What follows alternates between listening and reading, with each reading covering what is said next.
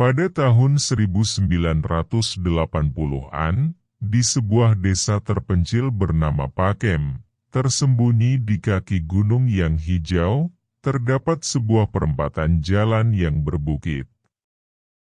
Tempat itu dikenal dengan nama Watu Gong, karena terdapat sebuah bukit berbatu besar yang menyerupai gong raksasa. Malam-malam di desa Pakem terasa sangat gelap dan sunyi karena desa ini belum teraliri listrik. Penerangan utama hanyalah obor dan lampu minyak. Suatu malam, seorang petani bernama Pak Slamet sedang berjalan pulang dari tegal atau kebunnya. Ia menyalakan obor sebagai penerang jalannya. Angin malam berhembus pelan, membawa dingin yang menusuk tulang. Langit malam bertabur bintang, namun jalanan desa tetap gelap gulita. Saat Pak Slamet mendekati perempatan Bukit Watu Gong, ia merasakan ada sesuatu yang aneh. Suasana tiba-tiba menjadi sangat sunyi, lebih sunyi dari biasanya. Tidak ada suara jangkrik atau burung malam. Hanya suara langkah kakinya yang terdengar, beriringan dengan gemerisik daun yang tertiup angin.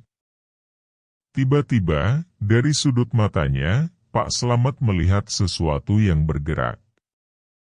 Ia memperlambat langkahnya dan mencoba mengarahkan obornya ke arah pergerakan itu. Cahaya obornya bergetar, menimbulkan bayangan aneh di antara pepohonan. Perlahan, ia melangkah mendekat, rasa penasaran bercampur dengan ketakutan. Semakin dekat ia memperhatikan, semakin jelas ia melihat sosok yang membuat darahnya berdesir dingin. Di hadapannya, hanya beberapa meter dari tempatnya berdiri, ada sebuah kaki besar yang berjalan.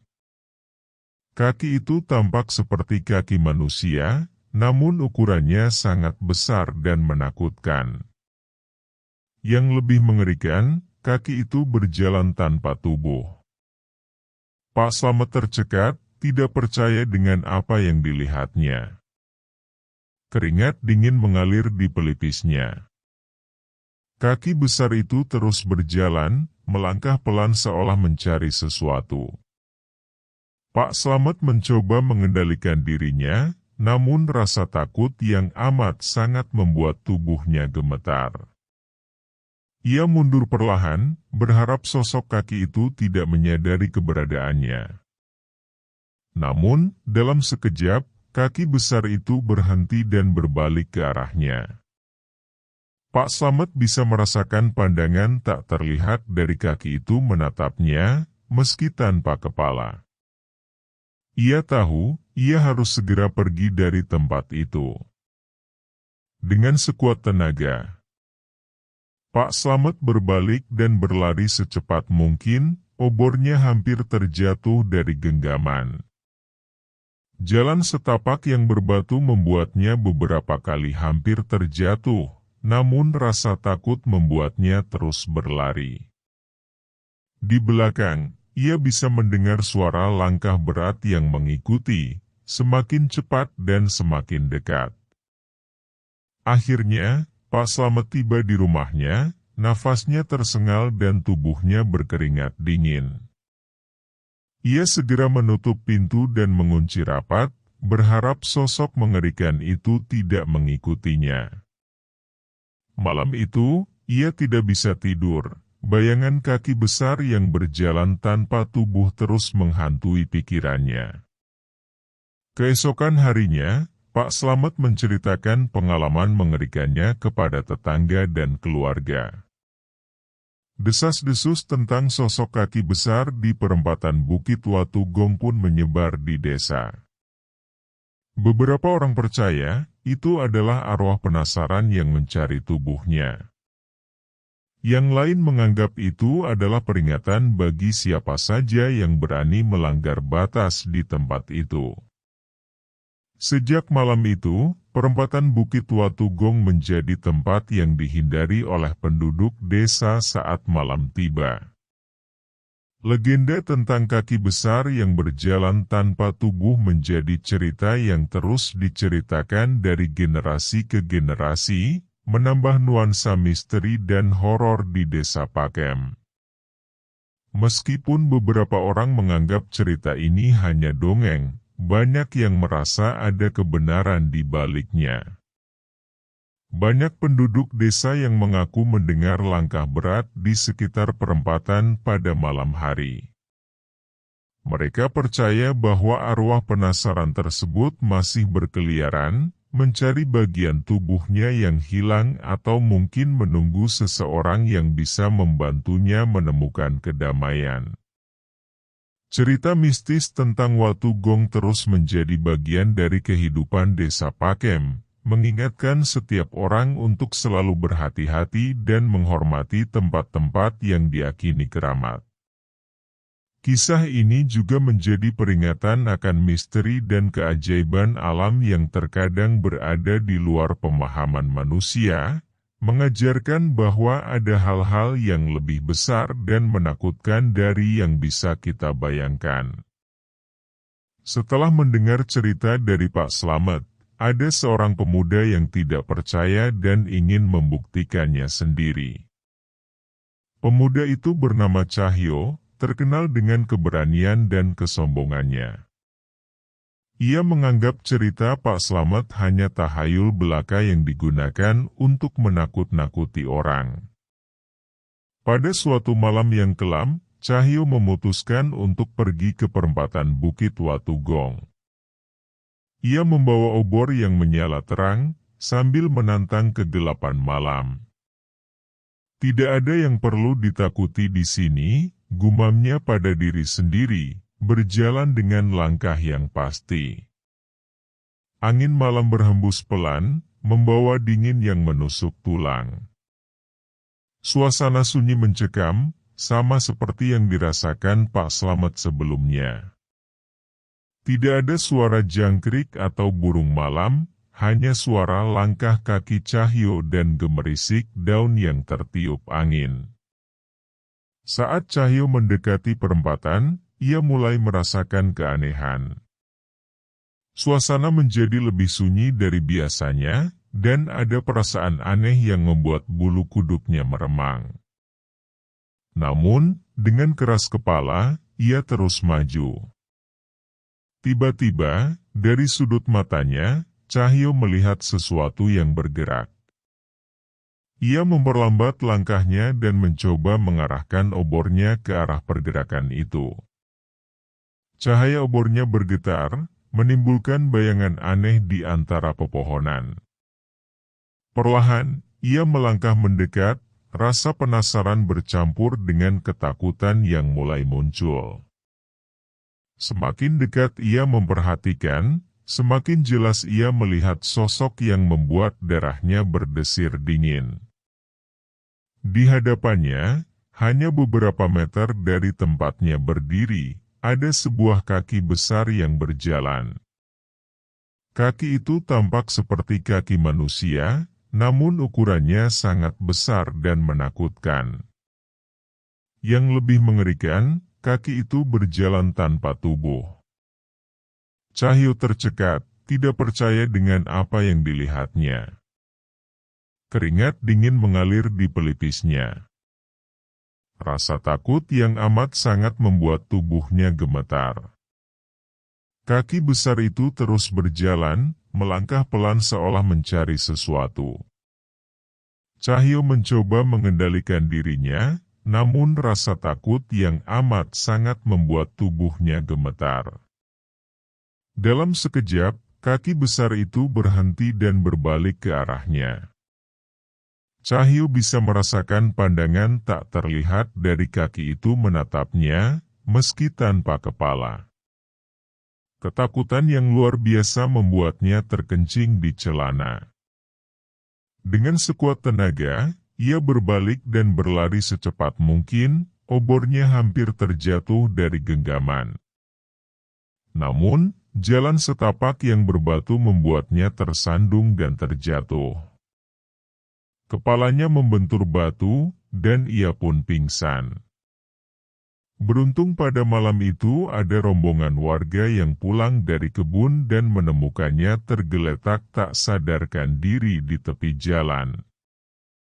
Para warga segera membawanya pulang ke desa, dan Cahyo mendapatkan perawatan dari dukun desa. Setelah sadar, ia menceritakan pengalaman mengerikannya kepada para warga. Ceritanya menambah keyakinan bahwa sosok kaki besar di perempatan Bukit Watu Gong memang nyata adanya.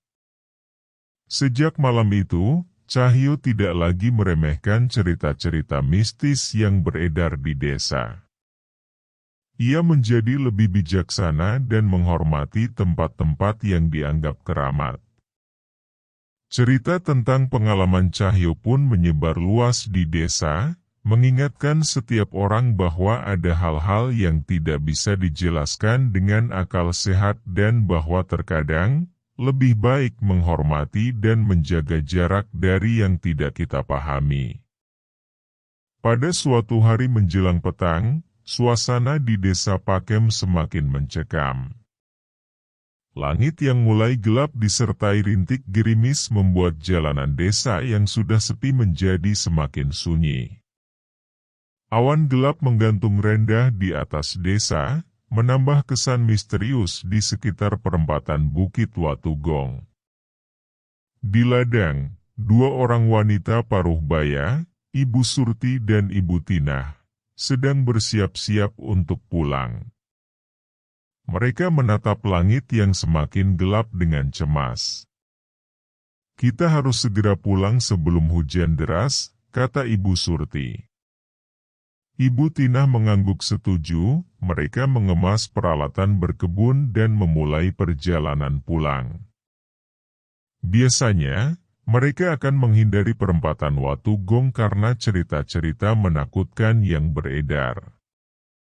Namun, hari itu, jalan lain akan membuat mereka harus memutar jauh, sementara gerimis semakin deras dan langit semakin gelap. "Kita lewat perempatan Watu Gong saja, lebih cepat sampai rumah," ujar Ibu Surti. Meski dengan sedikit ragu, Ibu Tina setuju. Mereka berjalan cepat, berusaha menghindari hujan yang mulai turun lebih deras. Jalanan licin dan gelap, hanya diterangi lampu minyak yang mereka bawa. Saat mendekati perempatan, suasana berubah menjadi sangat sunyi. Tidak ada suara jangkrik atau burung malam, hanya suara langkah kaki mereka dan gemericik air hujan yang turun. Tiba-tiba, dari balik bayangan pepohonan, muncul sesuatu yang membuat mereka terhenti. Sosok kaki besar tanpa tubuh berjalan mendekat. Cahaya lampu minyak mereka bergetar, menimbulkan bayangan menakutkan di tanah. Kaki itu tampak bergerak mencari sesuatu, melangkah pelan namun pasti ke arah mereka. Ibu Surti dan Ibu Tina merasa darah mereka membeku. Mereka saling berpandangan dengan mata lebar dan mulut ternganga, tak mampu berkata-kata. Rasa takut yang amat sangat membuat mereka tidak bisa bergerak. Kaki besar itu semakin mendekat, dan dengan sekejap, mereka sadar bahwa mereka harus lari. Mereka berbalik dan mulai berlari sekuat tenaga. Jalan yang licin dan gelap membuat lari mereka tersendat. Ibu Tinah yang ketakutan tersandung batu dan terjatuh, tubuhnya tergeletak di tanah basah. Ia berusaha bangkit, tetapi rasa pusing dan ketakutan membuatnya kehilangan keseimbangan. Akhirnya, ia pingsan. Ibu Surti, yang sudah berlari lebih dulu, mendengar suara jatuh Ibu Tinah. Ia berhenti sejenak dan melihat temannya tergeletak. Rasa takut yang luar biasa membuatnya bingung. Ia ingin menolong, tetapi bayangan kaki besar itu yang semakin dekat membuatnya gemetar. Dalam keputusasaan dan ketakutan, ia memutuskan untuk terus berlari, meninggalkan Ibu Tinah yang pingsan di belakang. Dengan nafas terengah-engah, Ibu Surti akhirnya tiba di rumahnya. Tubuhnya basah kuyup dan gemetar hebat. Ia segera menutup pintu dan mengunci rapat, berusaha menenangkan diri dari pengalaman mengerikan itu.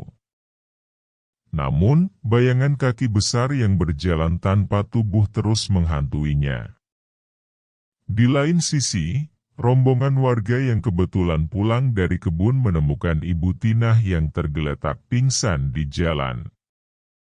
Mereka segera membawanya ke rumah dan memberikan perawatan. Setelah sadar, Ibu Tinah menceritakan apa yang terjadi kepada warga desa. Ceritanya menambah keyakinan bahwa sosok kaki besar di perempatan Bukit Watu Gong memang nyata adanya. Kejadian itu menyebar cepat di seluruh desa. Warga semakin berhati-hati dan menghindari perempatan Watu Gong, terutama saat malam hari atau menjelang petang. Cerita Ibu Surti dan Ibu Tinah menambah nuansa misteri dan horor yang melingkupi desa Pakem. Mereka percaya bahwa arwah penasaran tersebut masih berkeliaran, mencari bagian tubuhnya yang hilang atau mungkin menunggu seseorang yang bisa membantunya menemukan kedamaian. Namun, di balik semua ketakutan itu, ada hikmah yang bisa diambil. Cerita-cerita mistis ini mengajarkan warga desa untuk lebih berhati-hati dan menghormati tempat-tempat yang dianggap keramat.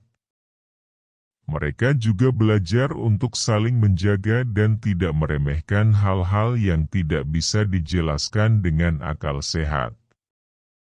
Meskipun cerita ini penuh dengan kengerian, ada satu hal yang pasti, legenda tentang kaki besar di perempatan Bukit Watu Gong akan terus hidup dalam ingatan dan cerita rakyat desa Pakem, menjadi bagian dari sejarah dan warisan budaya yang mengingatkan setiap generasi tentang misteri dan keajaiban yang ada di dunia ini.